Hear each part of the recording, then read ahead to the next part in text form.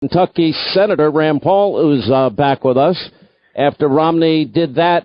It was interesting. If I remember correctly, Senator Paul, and Happy New Year to you, I do remember Mitt Romney wanting and seeking Donald Trump's endorsement and also acknowledging that Donald Trump kept a lot of his promises that he didn't think he was going to keep. I can go through the list of his successful conservative policies and promises made that he kept. You took some umbrage with what Mitt Romney did before he was even sworn in as a senator from Utah. Well, you know, just listening to that sound clip makes me think of the word sanctimonious. I mean, how holy am I that I'm going to cast aspersions on everyone else? My character is pure, but I'm going to make sure that everybody in the world knows that I think the president is dishonest. I just thought it was a terrible way for him to join the U.S. Senate and really unfair to the president. I mean, really, when I look at this presidency so far, I see a president as conservative or more conservative than Reagan was. And when I look back and I hear sort of never-Trumpers like Romney saying these things, I was reminded of where Romney was on Reagan. You know, back in 94, he was debating Kennedy. And during the debate, Kennedy was accusing him of supporting Reagan. And he says, oh, no, wait a minute. I was an independent back then. So he wasn't even claiming that he supported Reagan. But then later on in the Reagan term, like 1986, 1987, he was jumping on with others saying that Reagan should resign. So really, Romney's been a big government Republican his whole life, and now he wants to come up there and bash a good conservative. I think it's a big mistake. All right, look at 2018, and Real Clear Politics put out a really good article of the president's successes, his biggest successes and promises kept for 2018. One, Brett Kavanaugh. Remember, he's the only candidate that I can recall that actually gave us names of people he would appoint to the Supreme Court. So he kept that promise. We see his confronting of China is now working. It's not done yet, but they certainly have backed off tariffs on cars. They're going to import soybeans and other farm products from our farmers in the Midwest that desperately need to have those markets open. We saw the middle class, their wages rise, eclipsing 3% for the first time in 12 years. The president got a better trade deal with the U.S. Mexico-Canada deal. He ended the Iranian disaster nuclear deal, which he promised. He moved the U.S. embassy to Jerusalem. We see the smashing of the ISIS caliphate, kept his promise on Syria. We see record low unemployment for African Americans, Hispanic Americans, Asian Americans, women in the workplace, youth unemployment, president holding the line. That's just the top 10. Yeah, and I think what gets a lot of the neocons is he's also keeping the promise of America first. There's only so much money and wealth that we have, and we're spending so much of it overseas.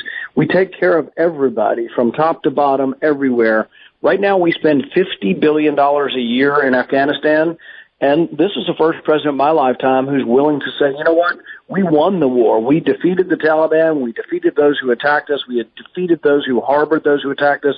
And 17 years later, all we are doing is nation building over there. And Trump's been, I think, very brave in saying this.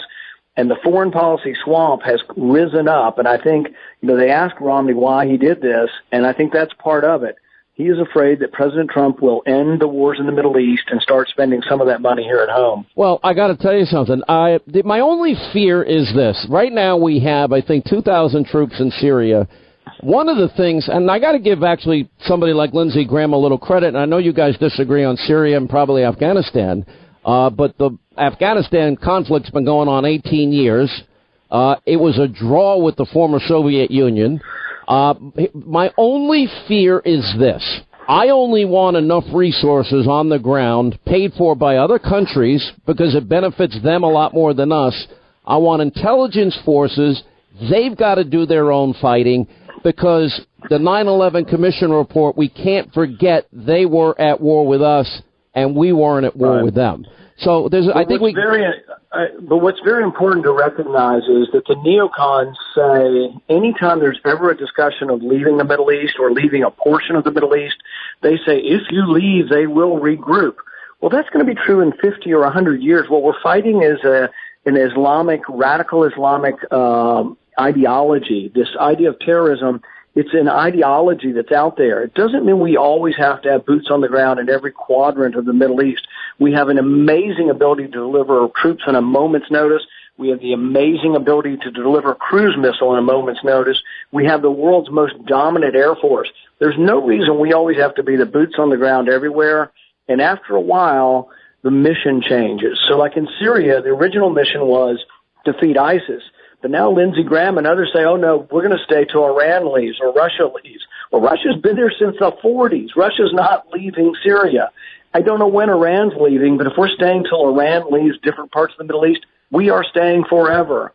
We need to help our friends. Listen, I want to be very clear. Maybe I'm in the middle of both of you here. I am just saying our intelligence must remain engaged in all of these countries. I think, look, Syria, Iran, obviously Putin and Russia, they're bad actors. We got to keep our eye on China, especially with their massive military buildup.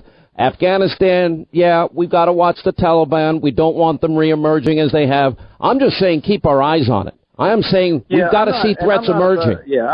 I'm not opposed to that. I don't think the president is either. For example, if the remaining 14,000 troops left from Afghanistan, would we still have to watch them like a hawk? Yes, we would have to watch them like a hawk. Will there be turmoil? Yes, there's turmoil now. But the thing is, we will watch to see if anyone has the capability or the planning strategy to come after us, but we don't have to have troops there forever. Most of what they're doing, I talked to the president just the other day, and he was commenting how that we send a helicopter to take a school teacher to work every day, 5 miles. We spend, I don't know, what does that cost? $10,000 to take someone on a helicopter ride? That's what we're doing over there. We built a gas station that no one can see or use because it's too dangerous to go to. We built a $90 million hotel that's half built. The contractor ran off with the money, and now it's a danger to our soldiers because the Taliban crawls up in this half-built hotel and shoots down at our embassy. It's just crazy to keep throwing money over there, and there's plenty of money. If we weren't spending $50 billion a year in Afghanistan, we could spend money on the wall here. We could spend money on roads and bridges here. That's what Donald Trump won on, America first. I want to fight wars that if we have to fight them very differently than we have historically. We cannot do what we did in Iraq again. First, we sent these kids in, and I supported the battle, the conflict. I thought it was the right decision. I think we're better off, but I still think the president was right in saying they need to pay our military families that lost loved ones. That should always be the case. We're always bearing the burden, the cost, the blood, our treasure. We're losing our kids. We can't keep sending kids into a war situation. Everybody's all gung-ho. 3 years later, it's politicized. They want to pull out, and we send them without up-armored Humvees. Right. And then we're stupid enough to send them door to door. This is one of the things that President Trump really has gotten. So with regard to the Iraq war, when Hussein was gone, unfortunately it made Iran stronger. And Iran's best ally now is Russia and the new government of Iraq. Right. And so the new government of Iraq is so closely aligned, Iran is more of a problem. And that's the unintended consequence that the Bush presidency did not foresee when they toppled Hussein, that guess what? Now Iran is more of a problem. They're stronger than they've ever been because we toppled their enemy and because we upset the balance. And that's something President Trump has recognized for a decade or more, maybe 2 decades. Almost since the very beginning, President Trump has talked about the Iraq war being geopolitically a foreign policy blunder. Let me ask you about this battle that we have over the shutdown. Maybe I'm one of the few Americans that knows the truth that essential services are alive and well, and the Coast Guard's being paid, our military's being paid, Homeland Security is being paid, all essential services continue, Grandma's getting her Social Security check, Medicare continues, and I know that everyone tries to get all panicked and whip everybody's mind into a frenzy, but the reality is, I think a border wall, knowing this is where drug trafficking takes place, this is where criminals, they caught 3,700 terrorists in a year's time trying to cross over our borders. So for me, this is a fight worth taking, a fight worth having to the end. Look, the Democrats voted last year, almost all of them, for $25 billion for a wall. So now they're quibbling over, they're not going to spend anything. They're saying they're going to spend zero. So I think there is definitely a compromise to be had. If the president wants $5 billion, the Democrats want zero. There is something in the middle there. But historically, Congresses have not forbidden the president from, trying to build a wall or establish security on our southern border. So I think in the end, it's a bold maneuver. I can tell you most of the establishment Republicans in Washington were ready to wash their hands of this and walk away. But he does have leverage. He also has leverage because this shutdown is different than any other recent shutdown. The military has already been funded. 75% of government's been funded. And in the past, presidents used this to their own advantage. They would go close down the World War II monument. You remember when they did that? All right, so how do you see this coming to an end here? And I think it's a read my lips moment for the president. I think if he caves and doesn't get a significant portion of that money, that conservatives are going to be very angry. I think he has leverage like no president has had in recent time because most of the government's open. Many people are not even noticing. I've noticed some of the networks are now putting on government workers saying, oh, I can't go to work and provide housing for poor people. All of that stuff is happening. Nothing's really, I think what you'd find out is you don't need most of these government workers after a while. But nobody's really noticing it. So he has the leverage to go on weeks and weeks and weeks. And if the compromise is somehow splitting the difference between him and the Democrats, I think a lot of people will say that's not an unreasonable outcome. Yeah, I don't think so at all. We'll see what happens. All right, take a quick break. We'll come back. Rand Paul is with us, senator from Kentucky. All right, as we wrap things up, Senator Rand Paul of Kentucky is with us. Let me ask you about where you think the Russia probe is going, because the only Russia collusion we found is with Hillary Clinton paying for Russian lies that was then never verified, that was used to get FISA warrants on Trump campaign associates, and this is after her friends in the FBI that had an insurance policy, a media leak policy, and believed she should win $100 million to zero, exonerated her from obvious crimes of the Espionage Act and obstruction of justice when she destroyed subpoenaed materials. So where does this all end? Do you think we ever get real justice, or is equal justice in America dead? You know, it doesn't seem like we've had a very fair approach to this, particularly when you are exactly right that the only person to exchange money with someone related to the Russians was Hillary Clinton, with money going to Christopher Steele, who was in all likelihood then paying Russians for his information. So that probably will never be investigated, I think.